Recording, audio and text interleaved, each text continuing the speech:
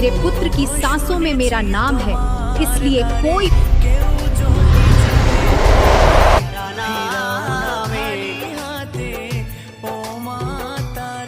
जी भर के देख हृदय সবাই সাজ আধারে দেখা মুছি আরে কই একবার কালে বলো মা, প্রতিদিন আমি ভাগ্যের কাছে